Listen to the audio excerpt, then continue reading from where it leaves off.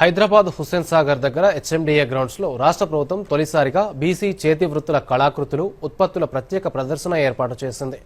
BC సంక్షేమ శాఖ నేతృత్వంలో రాష్ట్రంలోని వివిధ ప్రాంతాల నుంచి వచ్చిన చేతివృత్తి కళాకారులకు చెందిన 30 స్టాళ్లను ఏర్పాటు చేశారు. ఈ నెల 25న మొదలైన ఈ ప్రదర్శన 29 వరకు కొనసాగనుంది. దీనికి సంబంధించి మరిన్ని వివరాలు చూద్దాం.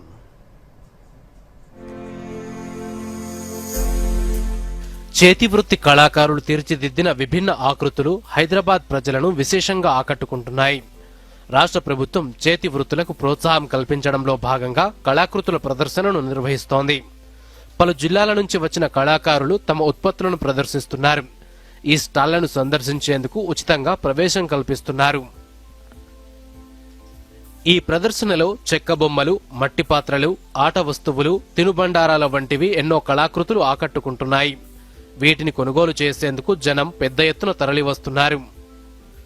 స్టాళ్లు ఏర్పాటు చేసిన చేతివృత్తి కళాకారులు మాట్లాడుతూ, రాష్ట్ర ప్రభుత్వం ఆధ్వర్యంలో ప్రదర్శన ఏర్పాటు వల్ల తమ కళాకృతులకు గుర్తింపు దక్కుతుందన్నారు.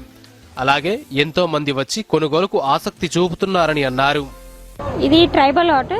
సోరకాయ బుర్రలపై ఆర్ట్ వేస్తాము. దీన్ని బాటిల్ గార్డ్ ల్యాంప్స్ అంటారు. అలాగే మనం దీన్ని వాటర్ తాగుతారు. దీనిలో ఫ్లవర్ వాజ్గా కూడా ఇది ఉపయోగపడుతుంది. ఐరన్ క్రాఫ్ట్స్ కూడా మేము తయారు చేస్తాము. దీనికి సపోర్టెడ్గా ఇవి కూడా మేము తీసుకొస్తాము. ఇంటీరియర్ డిజైన్ చాలా అందంగా ఉంటుంది.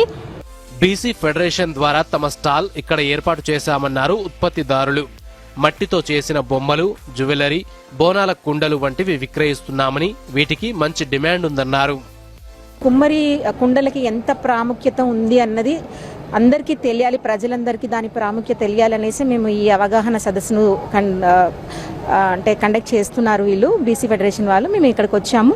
ఇక్కడ మాకు డిఫరెంట్ ప్రొడక్ట్స్ ఉన్నాయి. మట్టి పాత్రలతో స్టార్ట్ చేస్తే బొమ్మలు కానీ, జ్యువెలరీ కానీ, సొమ్ములు కానీ, ఈవెన్ బోనాల కుండలు, ఇప్పుడు మనకు వచ్చే Rakhi festival eco friendly rakhis కానీ, డెకరేషన్ ఐటమ్స్ కానీ, వినాయకులలో విత్తనాల వినాయకులు అంటే ప్లాంటబుల్ గణేషాస్ ప్లాన్ చేసాం లాస్ట్ ఇయర్.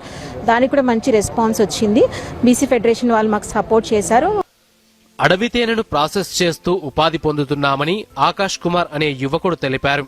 తనతో పాటు మరికొందరు యువకులు కలిసి తేనె మార్కెటింగ్ చేయడమే కాకుండా మైనం నుంచి సౌందర్య ఉత్పత్తులు తయారు చేస్తున్నామన్నారు. ఇండియన్ హనీ అనేది మన దగ్గర ఉంటుంది. అది తేనెటీగ డబ్బాల ద్వారా కావచ్చు, లేదా అడవిలో ఉండే తేనెని మనం తీసుకొచ్చిన తర్వాత దాన్ని ఎటువంటి ప్రాసెసింగ్ లేకుండా స్వచ్ఛమైన తేనెని మనము తేనె జరుగుతుంది అనమాట. అయితే కేవలం తేనెకి మనము రిస్ట్రిక్ట్ అవ్వకుండా, సో తేనెకి కాకుండా ఇంకా ఏం చేయొచ్చు, దాన్ని ఉపోత్పత్తులు ఏం చేయాలనే ఉద్దేశంతో తేనెలోని మైనం ద్వారా మనము స్కిన్ కేర్ ప్రొడక్ట్స్ తయారు చేస్తామన్నమాట. Skin care, lip balms, moisturisers, అలాగే ఏంటంటే లిప్స్టిక్స్ కూడా తయారు చేస్తాం. ఈ స్టాళ్లను ఎంబీసీ శాఖ సీఈఓ అలోక్ కుమార్ సందర్శించారు. ఈ సందర్భంగా ఆయన మాట్లాడుతూ, దళారుల ప్రమేయం లేకుండా చేతి వృత్తుల ఉత్పత్తులను నేరుగా విక్రయించుకునే అవకాశం కల్పిస్తున్నామని అన్నారు. బీసీ వాళ్ళు చేసిన పనిముట్లనే వారి చేతనే దళారులు లేకుండా అమ్మించడానికి, మార్కెటింగ్ చేయడానికి, ప్రమోట్ చేయడానికి ఉద్దేశంతో బీసీ వెల్ఫేర్ నుండి మొట్టమొదటిసారిగా చేసిన ప్రయత్నం ఇది. 30 స్టాల్స్ పెట్టినాము. కుమ్మరి, మేదరి, కమ్మరి, పద్మశాలి, బెస్తా మరియు పూసల, ఇంకా వేరే మన వడ్రంగి కమ్యూనిటీ వాళ్ళందరూ స్టాల్స్ పెట్టినారు. ఇవి వాళ్ళని ఎంకరేజ్ చేసి మార్కెటింగ్ కోసం చేస్తున్న ప్రయత్నం. దయచేసి అందరూ కూడా ఇక్కడ ఉచితంగా ప్రవేశం ఉంది. వారు వచ్చి వీరి వస్తువులు కొని ఎంకరేజ్ చేయాలని నేను కోరుకుంటున్నాను. బీసీ సంక్షేమ సంఘం నేత బాలకృష్ణ మాట్లాడుతూ, రాష్ట్ర ప్రభుత్వం ఇలాంటి కార్యక్రమాలు చేపట్టడం వల్ల చేతి వృత్తులకు ప్రోత్సాహం లభిస్తుందన్నారు. నేరుగా మార్కెటింగ్ చేసుకుని ఉత్పత్తులను విక్రయించుకునే అవకాశం కలుగుతుందన్నారు. ఈ ప్రజాపాలన ప్రభుత్వం ఎంతగానో చేతి వృత్తులను ఆదరిస్తుంది. వాళ్ళను ఆర్థికంగా ఏ రకంగా ముందుకు వాళ్ళను ఆలోచిస్తూ కార్యక్రమాలు తీసుకొని ఈరోజు మా మట్టి పాత్రలు ప్రభుత్వమే అన్ని రకాల సహకరించి ఇక్కడ స్టాళ్లు పెట్టి మాకు 3 పూటల భోజనం పెట్టి కూడా మా మట్టి పాత్రల ప్రాముఖ్యతను తెలంగాణ ప్రజలకు తెలియజేస్తూ మా మట్టి పాత్రలు అమ్ముకునే విధంగా సహకరిస్తున్నటువంటి ప్రభుత్వానికి కూడా మేము నిజంగా ధన్యవాదాలు తెలియజేస్తున్నాం.